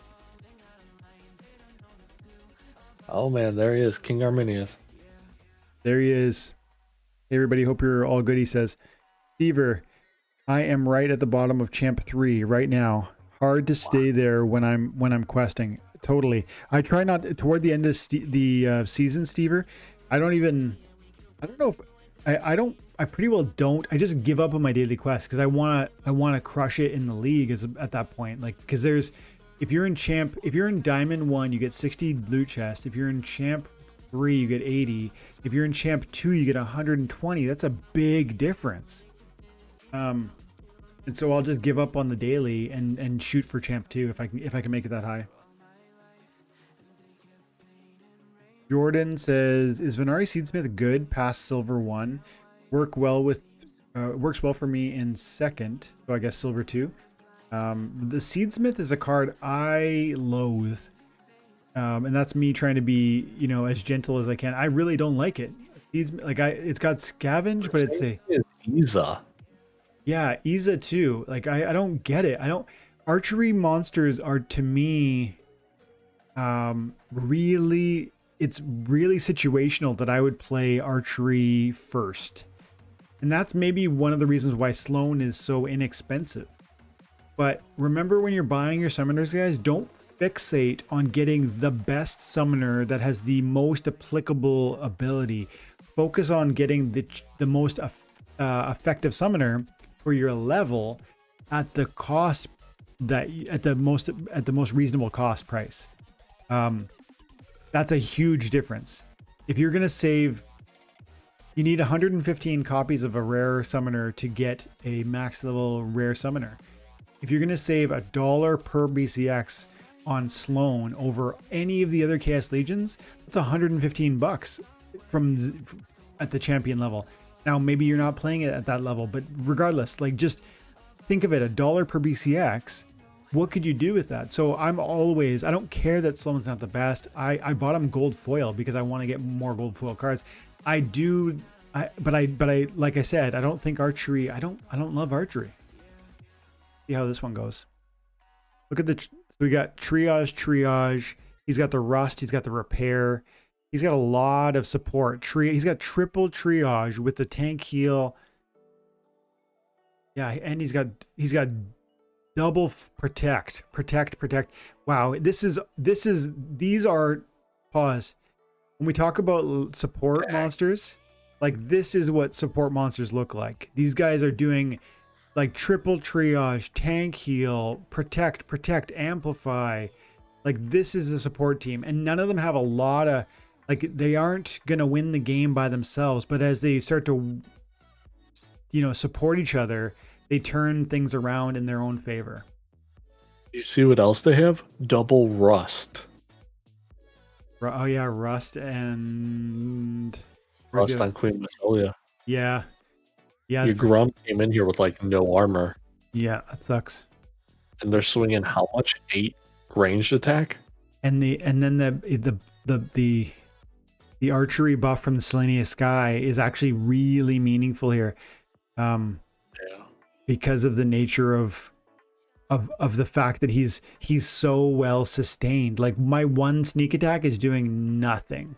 Even though I Yeah. land the poison, it's doing nothing. And he's got flight, by the way, so it's like this guy is quite elusive in the best of times, and then I've only brought one, which makes it relatively useless, and he's got triple triage, so I don't know, unless Grum wins this for me, I'm done. And I don't know how Grum wins this unless we afflict Buddy, and we didn't yet, and he's almost dead. So right now I feel like we're almost certainly dead. That affliction was huge. He doesn't have a cleanse, but it's probably too late. Like Oh yeah, you're about to eat a lot of damage. Ooh. yeah, it's over. It's not over yet. It's over. Now it is. Maybe my Scorch Fiend can take it. Yeah. There's a funny Simpsons episode.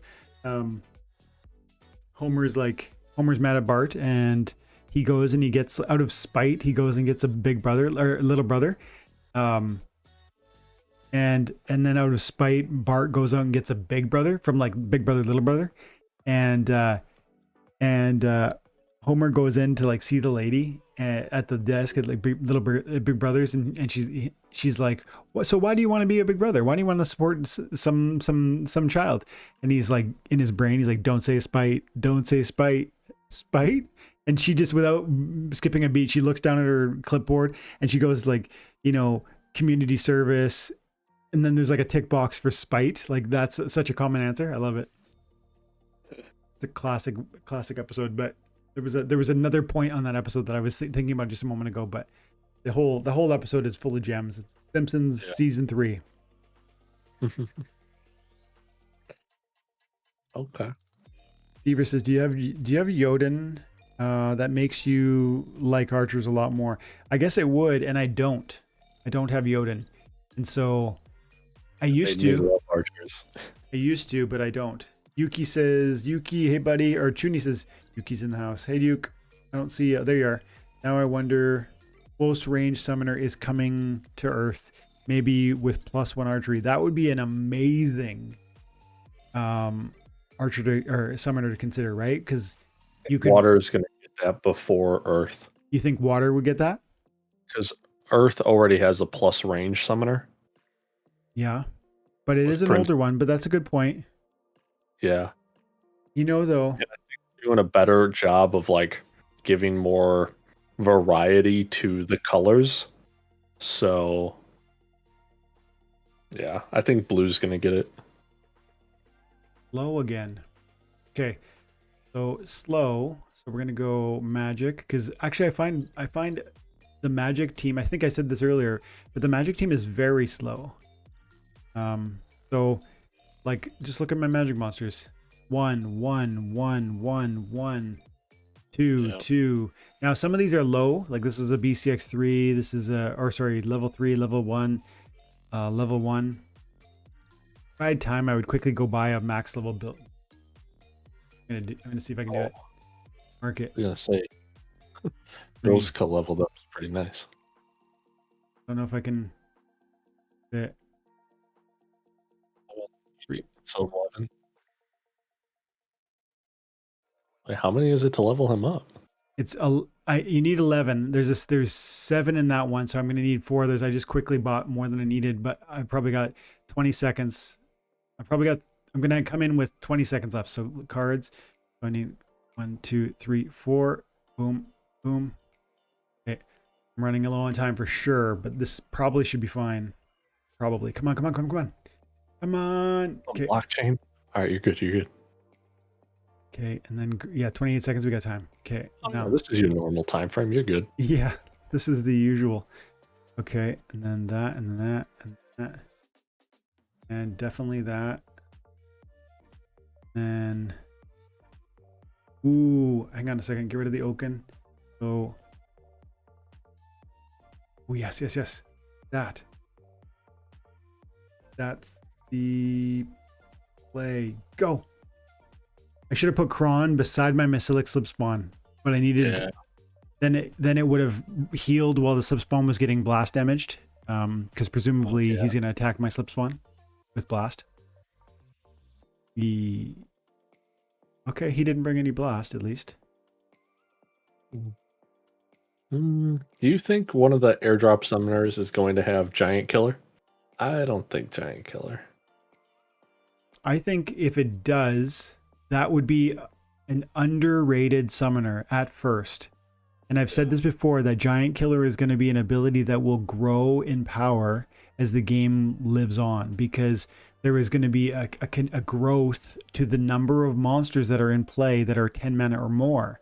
Right now, I don't know, there's 15 monsters that are 10 mana or more, but eventually there'll be 30 monsters or 50 monsters that are 10 mana or more. And as that grows, Giant Killer, especially in a summoner, will become more effective. And so that's a summoner I would buy greedily, personally. So he's got the Afflict, which is annoying, but it's going to go over there. He's nerfing mine. I almost wish he was buffing his own, because then they would be hitting his force field. That's okay. This is going to be a problem for me on the... Actually, no, it won't, because he's going to hit my force field. Oh, I headwindsed him? Oh. Just had to bring in that guy, huh?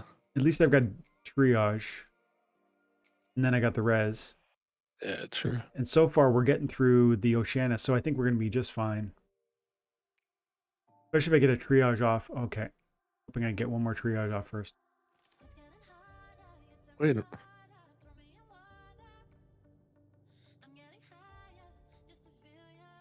Oh, that's right. That's right. It's reverse speed. I'm like, how did your Queen Mycelia not go before that guy? Yeah, we're going to be fine.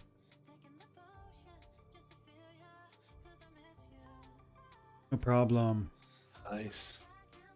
It only cost... Stock Jockey says, kids, do not try that purchase and fight at home. $50 worth of cards for one quick win. I actually needed more of that. I bought more than I needed, and I've got, as you can see, I've got 220,000 DEC sitting there for that exact reason. I am constantly buying cards because I think, for anybody who's new to my channel, I am of the opinion that Splinterlands is an amazing investment, because each of these cards is a deflationary asset. That means that there are only so many of them to begin with, and they are constantly shrinking in size because they're being merged. That means there'll be fewer tomorrow than there is today. And that's a recipe for price appreciation, because there is simultaneously an ever increase toward the number of players playing. That's the perfect recipe for price appreciation. And so over several years, in my opinion, these assets will all be worth more. That's been my experience, and that's my expectation. It's not a promise by any means, but that's why I so easily and comfortably throw around money within the game to buy these assets, because it's my opinion, these are all a steal. These ones at $3 it's just ludicrous. Like, this is not... The other day I bought 50 copies of Heartclaw and 50 copies of Jin, and I think 50 of Zyvax, because they're just so cheap. And I've been buying Oceanus.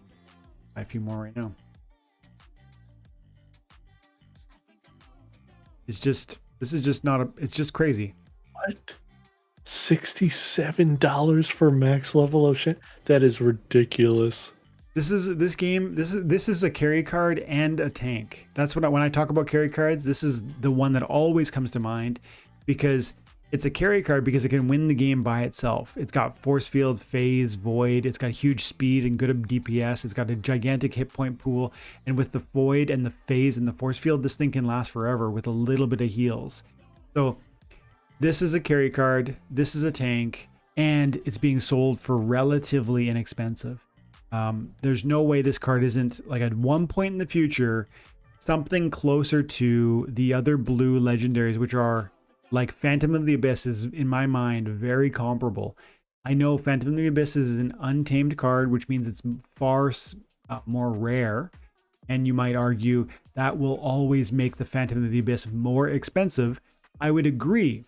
But the Phantom of the Abyss will grow up in price, and so will Ruler of the Seas, and so will Oceanus. And so one day I think Oceanus will be 60, 70, 80, 100 bucks, and the Phantom will be 170, and the Ruler of the Seas will be 300. That's my view on the game, and that's why I'm so comfortable with just tossing some money around here. Got about 10 minutes left, guys. If you guys want any sort of last minute questions or whatever, we're happy to get into it together here.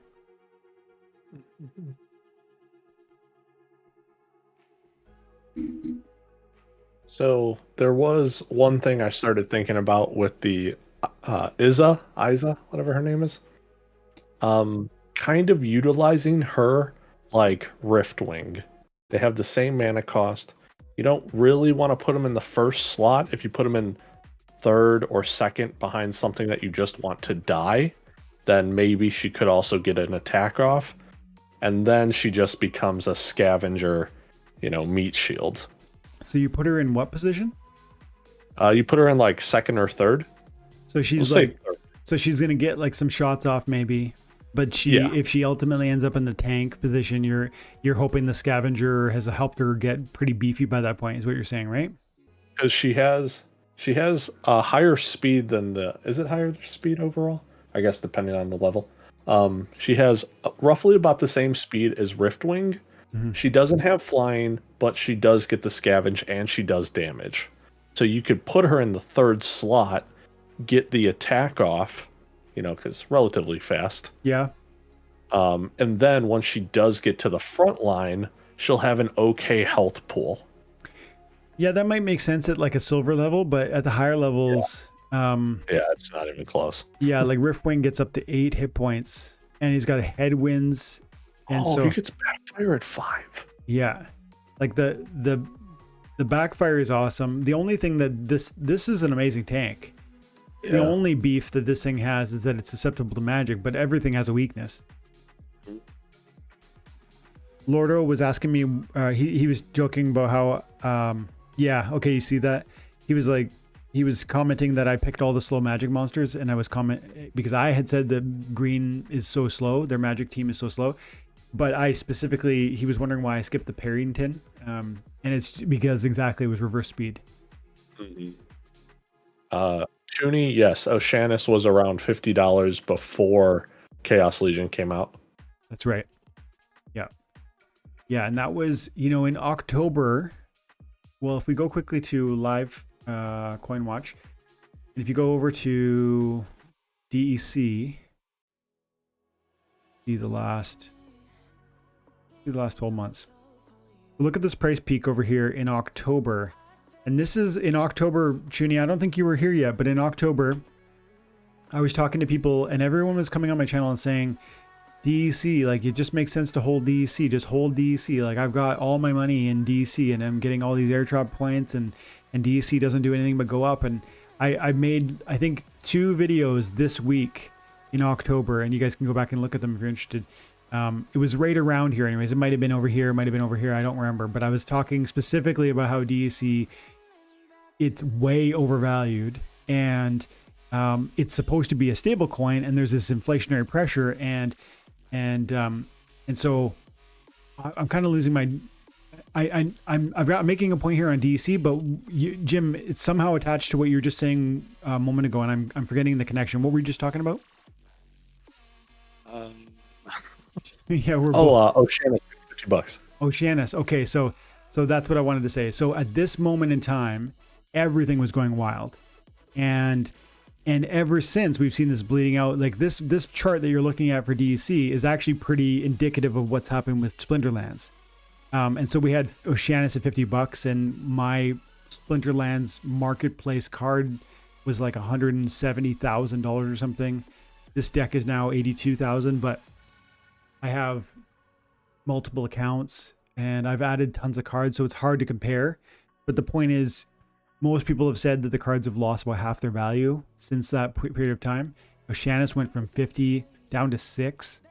So I'd say that's pretty reasonable buying time to consider buying anyways.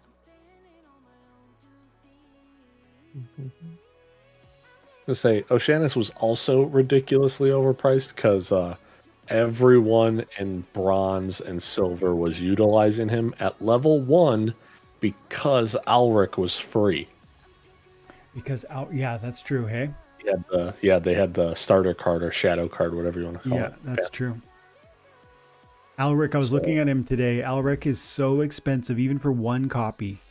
Like, $100. yeah. Honestly, might be. No, that's not worth it. Okay, I'm gonna play one more battle. Like, please don't do it. Mm-hmm. Yeah, for weeks. Stever says, yeah, for weeks on mine, I also said that DC would not hold up and sold a lot of mine for BUSD. Steve, you know, I was watching Stever's channel. Guys, if you don't already, Stever82, and I think the YouTube is the same. It is. And I was watching his channel, like when I've been watching his channel, I think since he's been around.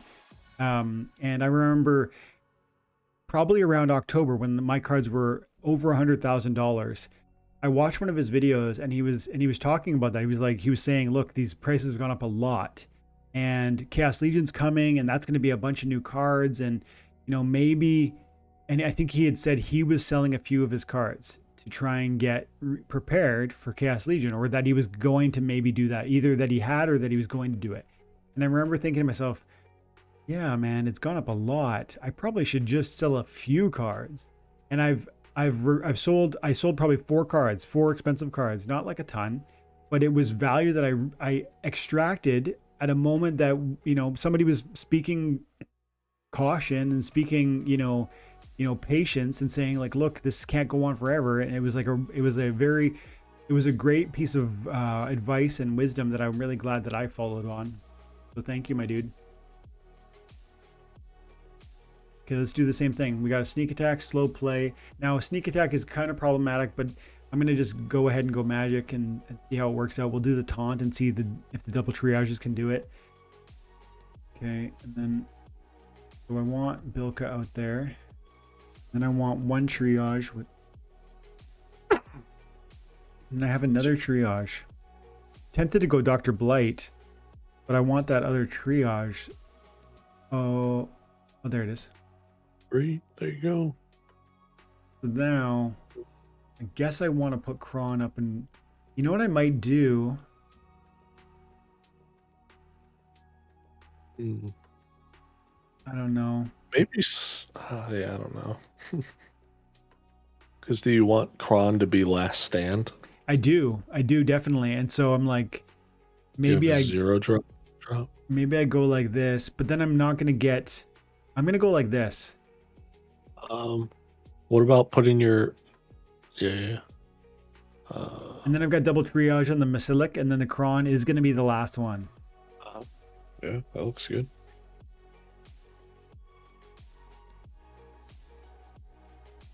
Well, he should be the last one. The big sneak play could be a problem for me. Now the force field's gonna help me out there. So that'll be fine, I think. Mm-hmm. It'd be 1, 3, 6. It'd be 6 damage coming into him. And then you have double triage. So yeah, he shouldn't die. But he could have. Dr. Blight might have flicked him on turn 1, but otherwise. What just happened? I lost. What just happened? The magic reflect on the Mustang, it just gobbled me up there. Oh, wow. I didn't even realize that. Oh. There's no way I get through this now. There's too much heat, even though, wow, the Mustang. Oh, Ollie. You couldn't even, I'm surprised you couldn't kill him. With the void and the magic reflect. What a beautiful. Oh, and they had to amplify off of Mycelia. That's why it was so painful. You're right. Yeah. Okay. Wow, that was crazy. That was a smackdown. Okay, guys. There's a ton of great comments, and I want to be drawn into the conversation, but I'm going to call it there. Thank you very much for coming to hang out tonight. I really appreciate all you guys stopping by. Do me a favor and drop a like before you head out. And next Thursday we'll do the same. We'll do 1 hour with the members. Next Thursday actually is all of the members, bronze straight up through champ. If you're interested in having more access to me or to the content I'm creating, you can become a member of the YouTube channel. Bronze is I think $3 and silver is $9. Silver has a bunch of extra benefits, including you get to be an intern of the guild, and we select our new members from the internship. And then champion and diamond have private videos with me one-on-one every month. So if that's interesting, check it out. Otherwise, come back next Friday. I'll do another 2-hour live with the public. And Jim, thank you very much for coming to hang out tonight. Do you want to tell them about the channel? Yeah, and thanks for having me. It's always fun, you know. And yeah, you guys can find me on Twitch at Jim Morgan H&H, and then same thing with YouTube. Soon I'll try and stream on YouTube once I figure out how to stream on like multiple things, and then I release some content every now and again. Thank you, my dude. Appreciate you. Thank you.